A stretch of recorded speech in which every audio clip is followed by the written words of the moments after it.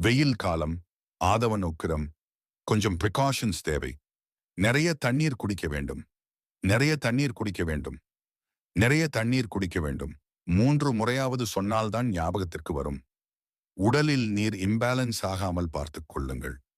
கூடவே side dish தர்பூசணி, வெள்ளரி, நீர்மோர், இளநீர், கம்பஞ்சோறு, எட்செட்ரா எட்செட்ரா.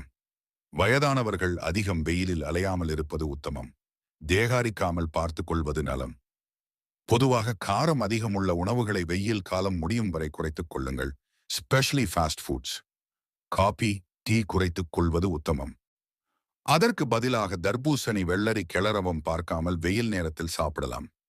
வெயிலின் தாக்கத்தால் உடலின் இன்டர்னல் ஆர்கன்ஸ் எல்லாம் தவிக்கும். நாம் மேலும் தேவையற்ற உணவுகளை உண்டு அவைகளுக்கு சிரமம் தருவது இந்தியன் பீனல் கோட் சட்டத்தின்படி மரண தண்டனை தருவதற்கு ஒப்பானது. கொஞ்சம் விழிப்பாக இருந்தால் கோடை நோய்களை தவிர்த்து விடலாம்.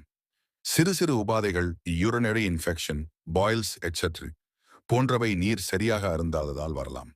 உடனே கிட்னி சென்டரில் போய் உட்கார்ந்து கொண்டு வைரக்கல்லா மாணிக்கக்கல்லா என்று ஆராய்ச்சி செய்து கொண்டிருக்காதீர்கள். எளிய இயற்கை மருத்துவம் நிறைய இருக்கிறது. அனுபவம் மிக்கவர்களின் அறிவுரை பலன் தரும்.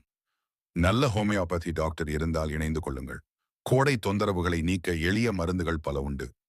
டூர் சென்றால் உணவிலும் தண்ணீரிலும் நீட் எக்ஸ்ட்ரா கேர். அந்த ஊரில் இருக்கும் ஹாஸ்பிட்டல்ஸ் விஜயம் வேண்டாம். என் டாக்டர் நண்பர் கூறுவார், வெயில் நேரத்தில் அடிக்கடி முகம் கழுவிக் கொள்ளுங்கள். துணியால் துடைக்காமல் அப்படியே விட்டுவிடுங்கள். கிரிது நேரத்தில் தானாக உலர்ந்துவிடும். நல்ல புத்துணர்ச்சி கொடுக்கும்.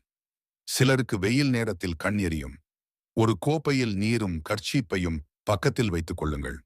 துணியை நீரில் நனைத்து அவ்வப்போது கண்ணில் ஒற்றிக் கொள்ளுங்கள். மேஜிக் செய்யும். எல்லாம் நம் கையில்தான். உஷாராக இருந்தால் சூரியனை ஏமாற்றி விடலாம்.